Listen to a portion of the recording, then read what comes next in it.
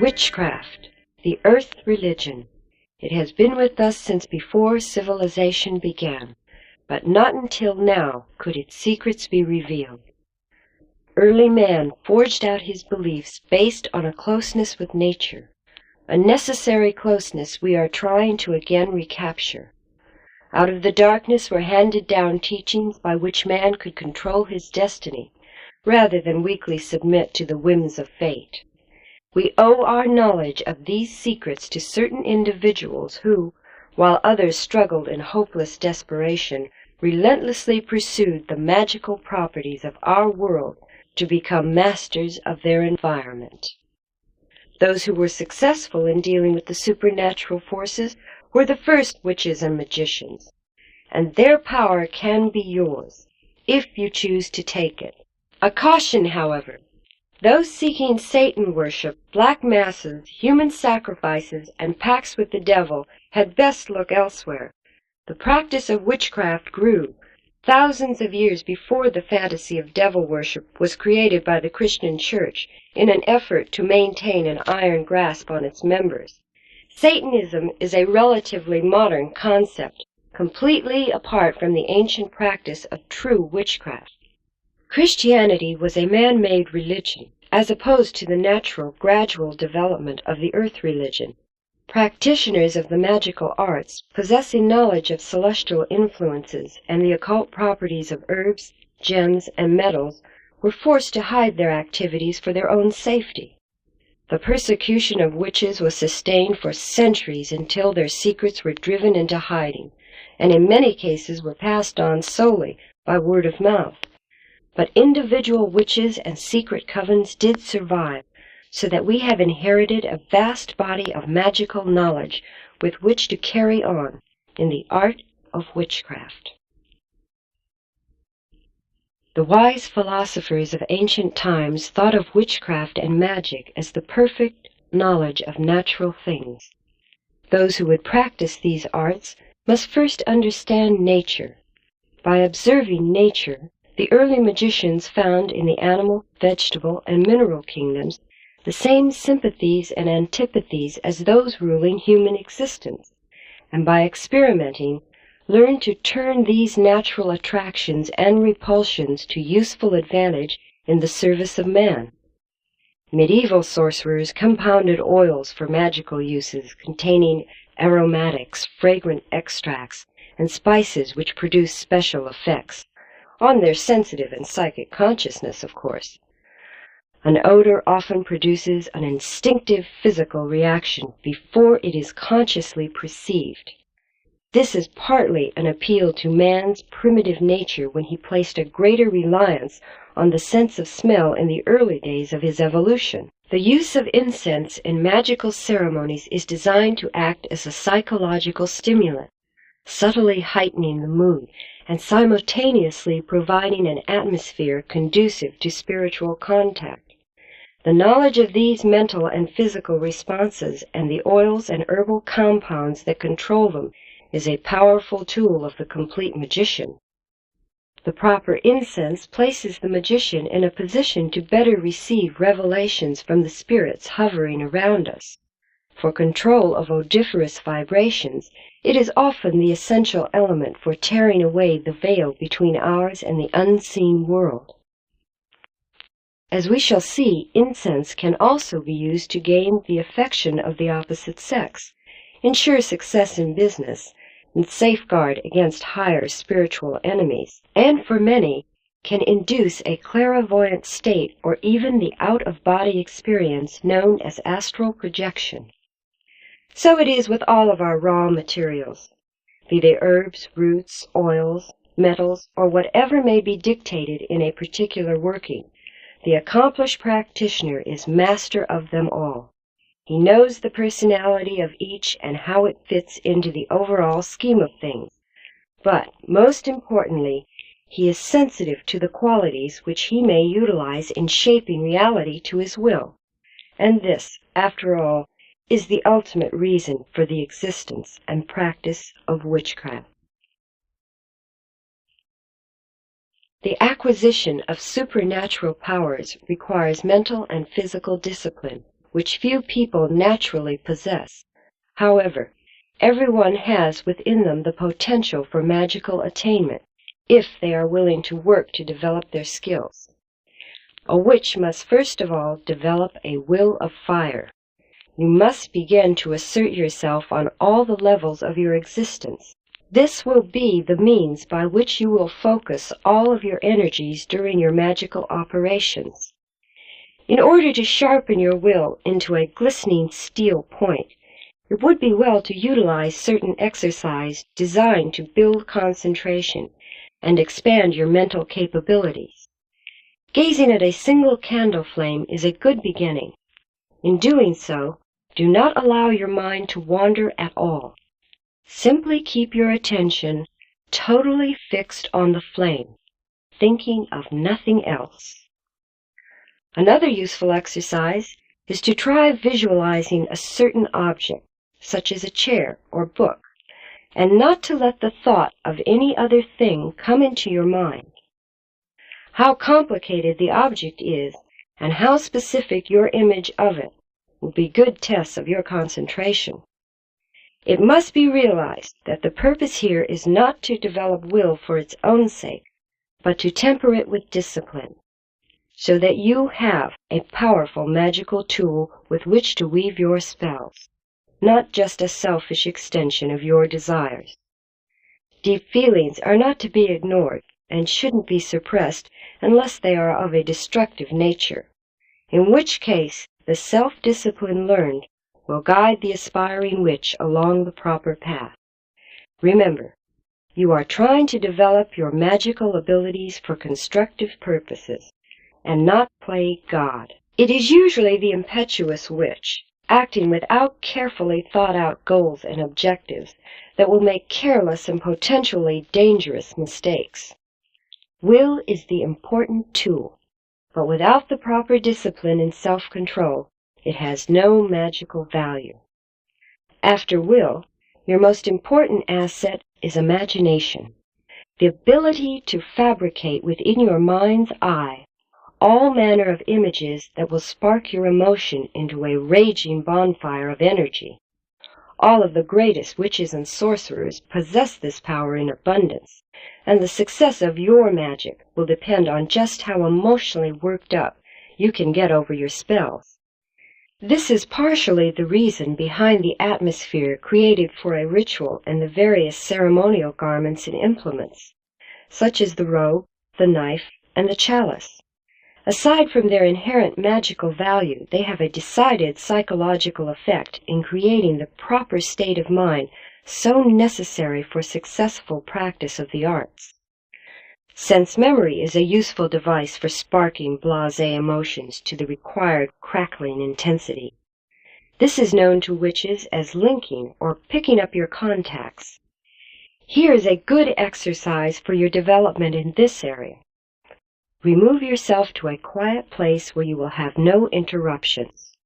A private spot in the forest would be ideal, but a special room where you will not be disturbed should serve equally well. First, assume a comfortable seated posture, one in which you can totally relax. Now close your eyes and begin to erase all thoughts. This is known in Eastern philosophies as blanking of the mind. In this way, you will be entirely free to create any images required at any time. Breathe deeply and slowly, leaving just a blue velvet haze across your mental horizon. Now, think of something happy, perhaps a meaningful memory from the past that made you laugh or just glad to be there. Now, think of something that made you sad, something that made you cry. Now really feel it. Alternate between these two emotional extremes. Stay on the memory as long as necessary to make you happy and then sad. Reverse these two emotions slowly at first, then faster, until you can finally go through either mood on instant demand. Practice with other emotions and other senses: love, hate, courage and fear, anger and compassion.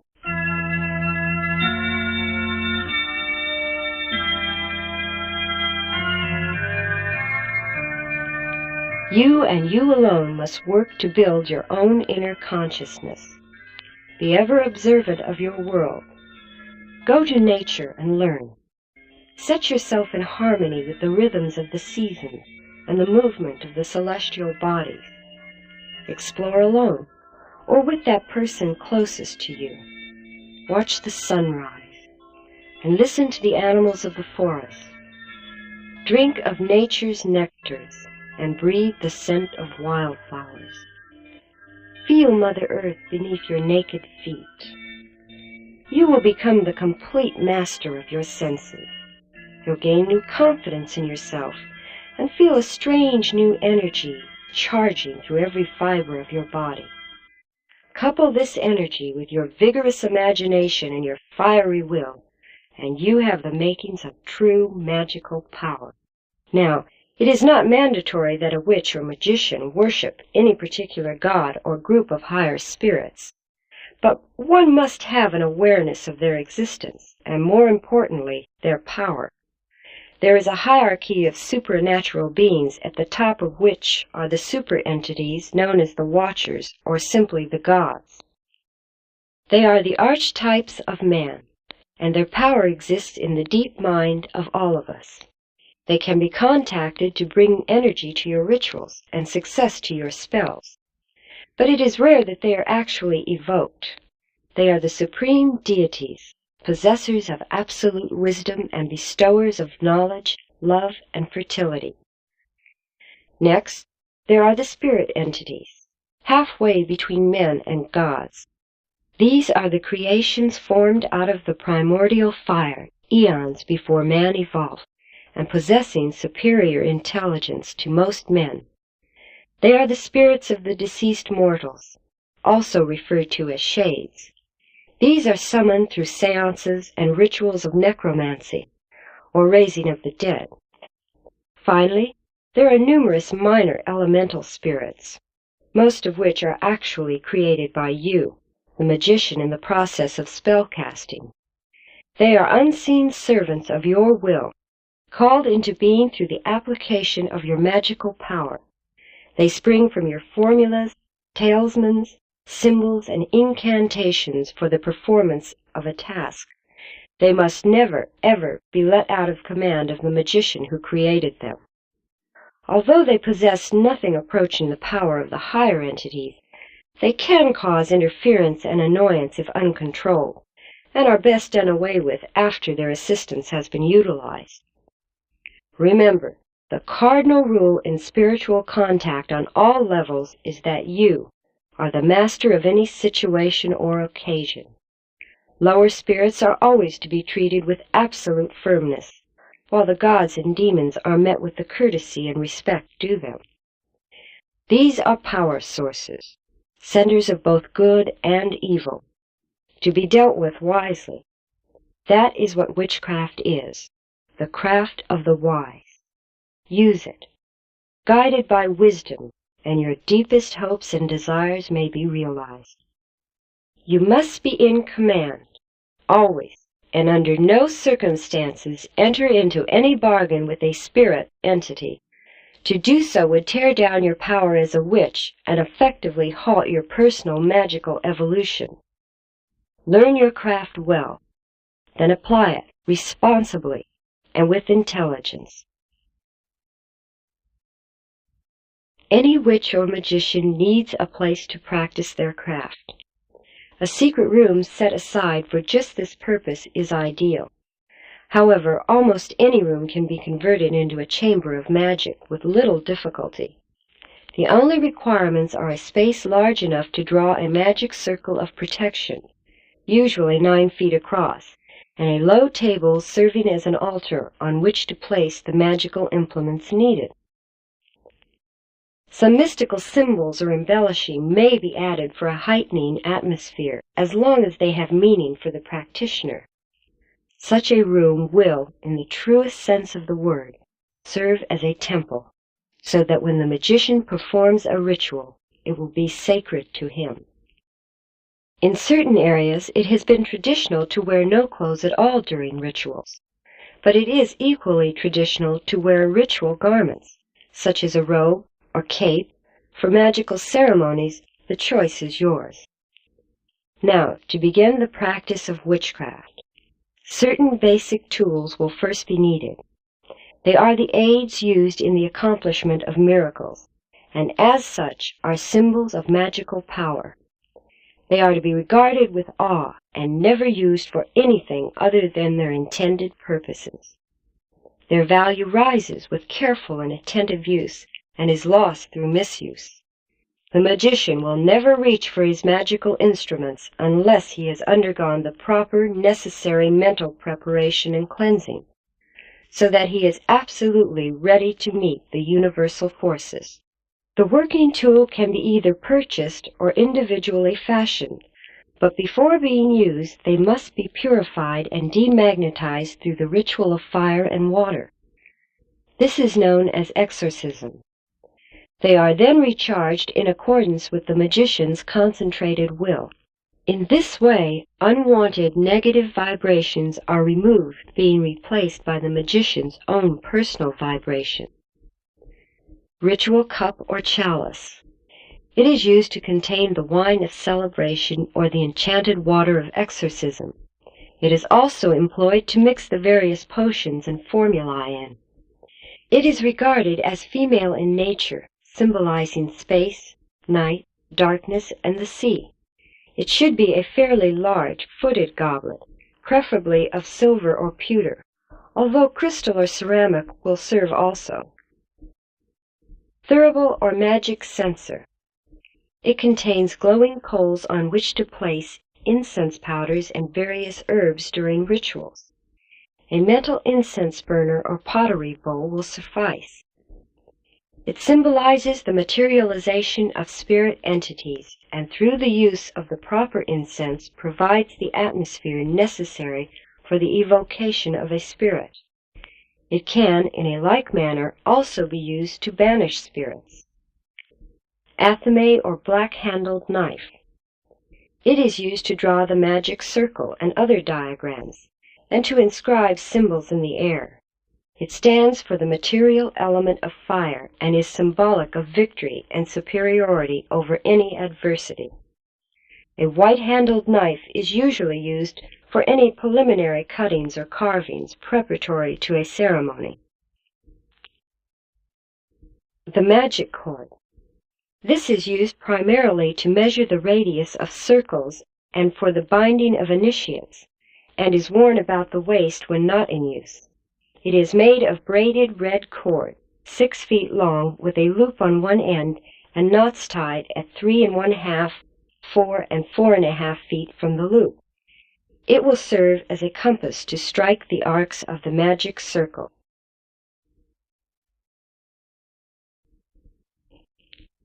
The final major tool is the Book of Shadows, in which all spells, rituals, and magical information is recorded. It is the personal record of your magical progress and must be guarded from prying eyes. This workbook can be a simple paper tablet or as formal as parchment bound in leather or velvet. These then are the primary tools. Other supplies of immediate need are self-igniting charcoal blocks, salt, preferably in rock crystal form, frankincense, and chalk or white tape for laying out floor diagrams. The tools are then consecrated in the following manner. At a time when the moon is waxing, assemble all of your tools except the athame at your ritual altar. A white candle should be burning at each side. Cast some new salt into your chalice containing water, saying, "Water and earth, where you are cast, no spell nor adverse purpose lasts. Be in accord with only me, and as my word, so mote it be." Traditional herbs such as rosemary, mint, and dittany of Crete may also be added for additional strength, making this your water of exorcism. Now, cast frankincense crystals onto glowing charcoal in the thurible, saying, "Creature of fire, this charge I lay, no spirit in thy presence stay. Hear my will addressed to thee, and as my word, so mote it be." To exercise your athame, you must wait until the moon is waning. Shortly before midnight, in your chalice filled with water, add ground ginger, black pepper, some dragon's blood resin, a pinch of wolfbane, and a drop of your own blood. Cast some of these herbs onto a glowing charcoal in your thurible, and at the stroke of midnight place the blade of the knife into the burning coals. When the blade is hot, plunge it into the herbal infusion in your chalice, saying, "Blade of steel, I conjure thee to ban such things as named by me. As my word, so mote it be." This process is repeated 3 times. Then remagnetize the athame by stroking the blade 36 times on each side with a lodestone or magnet, repeating these words: "Blade of steel, I conjure thee, attract all things as named by me, and as my word, so mote it be." These, then, are the tools of your craft. To maintain their value, they should be locked away in a secret closet or chest. They are to be used only when there is magic to be done. Handle them with care, treat them with respect, and they will serve you well.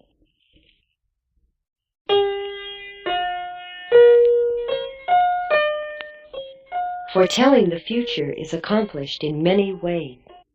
Some of the more common means are examining tea leaves, questioning a Ouija board, or reading tarot cards. These fall under the influence of Mercury. Another method, however, that is not as well known, is by inducing a prophetic dream. This spell is lunar by nature, for the moon rules sleep and dreams. It is done when the moon is waxing. Concentrate on the question to be asked during the day. Then, in your bedroom, before retiring, burn an incense composed of powdered aloes, white sandalwood, ground cucumber seeds, jasmine, and a pinch of camphor. While this is burning, take a warm bath in which a small amount of the following formula has been added: equal parts of oil of peppermint, oil of lavender, oil of rosemary, a pinch of powdered poppy seed, and a pinch of thyme. Before going to sleep, write your question on a piece of parchment paper and place it, along with a small packet of wormwood herb wrapped in white silk, under your pillow. If the conditions are right, you will have the answer by morning.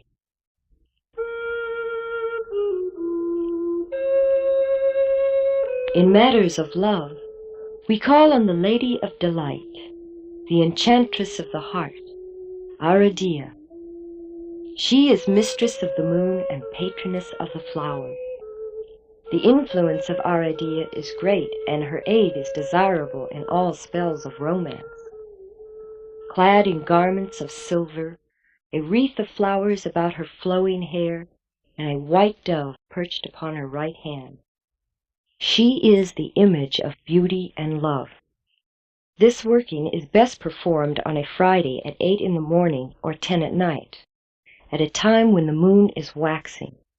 By the light of 2 red candles, fashion an image of the person toward whom the spell is being directed. Make it of paraffin or beeswax.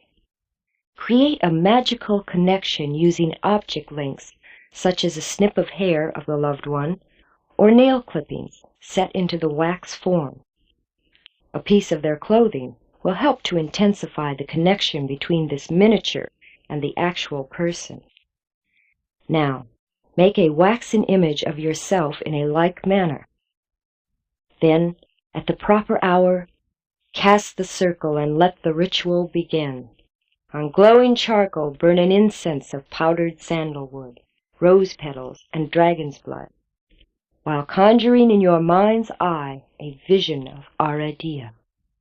Summon her presence by saying, "By the strength of the all-powerful ones, I conjure thee, Aradia, by the moon and by the dove, carry out this work of love.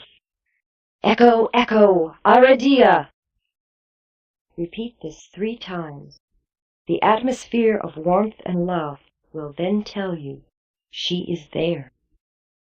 The wax images are held in the smoke of the incense and named for the two individuals, and then placed in the center of the altar about 1 foot apart. The female image is always on the left and the male image is on the right. Now, concentrate on your task, gaining a firm mental picture of the loved one, complete with all the facets of their personality. Add more incense to the charcoal and move the wax images a little closer together. Breathe freely and become totally involved in your spell. Summon up all your feelings of warmth and love and send them now to this special person. And every few minutes move the images a little closer until, finally, they are face to face, touching. It is then that you say, "O great Mother, bestower of all fruitfulness, bring these two hearts together, that we may be touched by their rosy love. All throughout our lives, as my will, so mote it be. Blessed be our idea, blessed be." The evocation of a spirit requires great preparation and care. The magician must know which entity he desires to contact, what planetary sphere it operates in, and finally, what the purpose of the evocation is.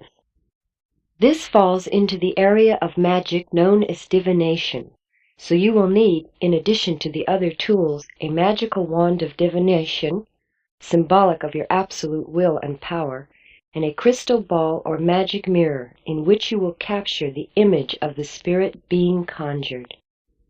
The wand is made of fruit wood or hazel, 12 to 18 inches long. The gazing crystal or show stone may be of a natural or an optical crystal. It is laid on a black cloth. In place of a crystal ball, a magic mirror may be used with equal advantage. This is simply a concave clock or watch glass, painted black on the convex side. Exercise these with water containing salt and wormwood, incense made of cinnamon, mastic, and frankincense. Repeat an incantation of your own, stating your intended purpose for the wand and the show stone. The spirit you will first conjure is the intelligence of the Venus sphere, named Hagiel. She is useful to contact in matters of love and luck and success. It is best to carry out this evocation on a Friday at 10 p.m., when the moon is waxing, although Tuesday at midnight is almost as good. Assemble all of your materials well in advance. You'll need pen and ink for writing, some parchment paper, and some special incense composed of cinnamon, rose petals, and coriander seed. A circle 9 feet in diameter is laid down around your altar. It can be painted or simply made with chalk or white tape. On the altar will be your magical implements. The show stone or magic mirror is the center, surrounded by an equilateral triangle drawn on the altar top. At either side are the lamps of art or altar candles. Having bathed and put on the magical garments, return to the ceremonial place. Light the candles and charcoal, and at the appointed time, enter the circle and let the ritual begin. Take your athame and in a clockwise direction, beginning in the east, mentally redraw the circle, visualizing a blue-white fire coming off of the blade, leaving a trail of violet flames. Imagine yourself surrounded by a ring of magical light.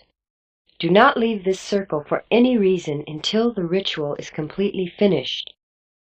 Cast frankincense onto the glowing charcoal and sprinkle water of exorcism in the east, south, west, and north. Next, draw the symbol of Hagiel on a piece of parchment paper. Cast the special incense into the thurible and asperge and fumigate the symbol 3 times, saying each time, "Creature of paper, I name thee Hagiel."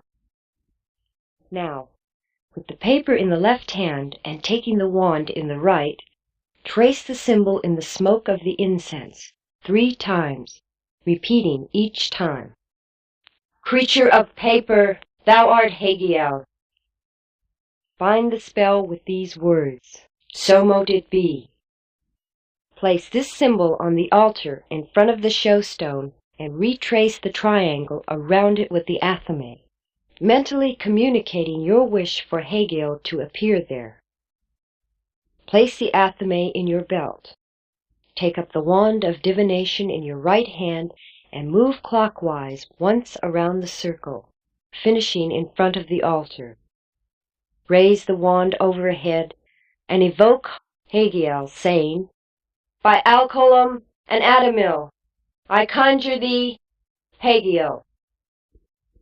Again, circumambulate the circle, and this time say, "By Gesa and Gesoa, I conjure thee, Hagiel. Bring thy presence into this glass, so that we may behold thy countenance." Circumambulate a last time and say, "By Orif and Odumi, I thrice conjure thee, Hagiel.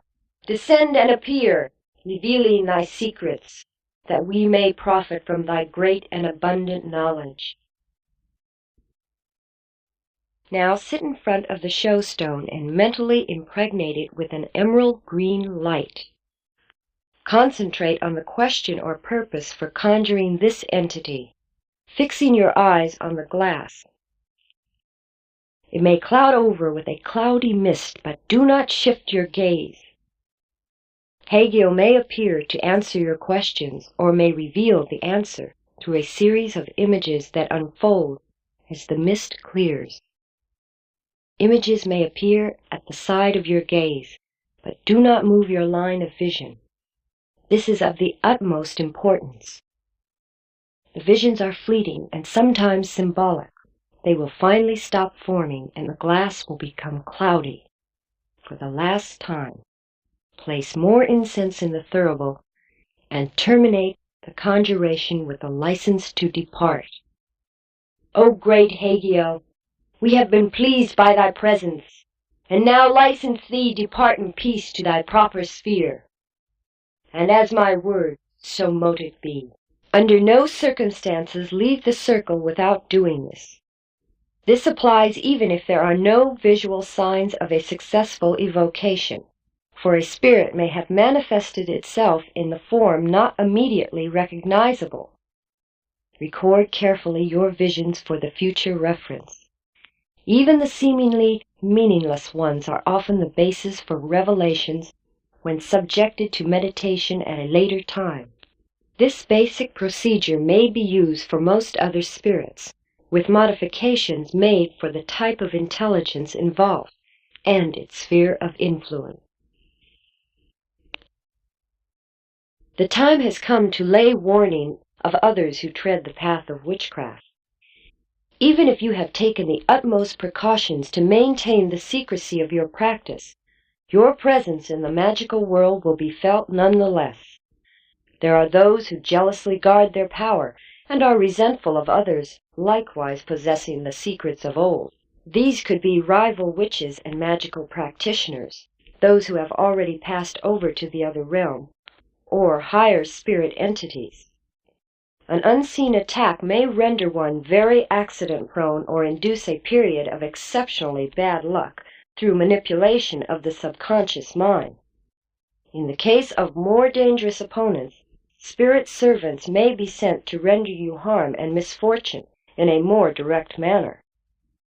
Reoccurring nightmares are sometimes an early sign of occult aggression against you, especially if they repeat a specific theme. These are usually not the goal of a magical attack in themselves, but are simply an omen of warning from the deep mind to the conscious mind. If protective measures are not taken, you may discover yourself having waking dreams or possibly mental delusions in the form of voices, visual deceptions, or imaginary smells. In some cases there will be indications of a haunting, while elemental spirits known as poltergeists may deal out such mischief about the house as hiding commonly used objects, having articles jump off of shelves, or provoking a mysterious eruption of fire. An advanced adversary could send his own consciousness in the form of an animal to accomplish his ends. So be aware of any strange birds or beasts around you. The most successful charm allowing your power over all ill-wishing spirits and demons is the pentagram. You can wear a talisman of the pentagram with a single point skyward engraved on metal or drawn on parchment. Exercise it, charge it with your magical energy and purpose, and it will be your own. A magical attack will usually come by night during the waning of the moon. Here is a good spell for protecting the home. Just before sunset, consecrate an area of the ground in front of the doorstep with salt water and angelica root, and bury a knife with its point facing away from the house. Over the freshly covered ground, burn some juniper wood and say, "In Hertha's name, I ask that this structure and all those who live within be protected from malice and evil, near and far, during the day and throughout the night, for each of these 13 moons of the year, and as my will, so mote it be." Hertha is the earthly guardian and mother of all life, the embodiment of earth power. Concentrating on her power for protection, take your ritual athame in your right hand and walk around the house in a clockwise direction 3 times, leaving an imaginary trail of purifying light. To detect someone in your presence who is possessed by evil spirits, add a pinch of Dittany of Crete to the incense, and they will flee its odor. These are all good means to guard against general ill wishes and bad vibrations. However, the best protection from all-out sorcery and black magic is the witch's familiar. Now, this could be a pet with which you have a close rapport, traditionally a black cat or a raven. The animal can be charged with a spell which will be released at anyone in its presence attempting evil magic against you. Another type of familiar is an elemental servant in the form of a miniature animal or man. This is a spirit or guardian created by your magic for the specific purpose of protecting you and your home. The most famous protective of this kind is made from the mandrake root. This is the mandragore, and it is traditionally made from the European mandrake. However, there are other plants in the same family which can be used to equal advantage. These include white bryony or English mandrake, the American mandrake, henbane, deadly nightshade, and the devil's apple, also known as Jimson weed or the datura plant. Care must be taken, as all of these are quite poisonous. During the waxing of the moon, by the light of 3 white candles, carve the root into an image with features of the sex opposite your own.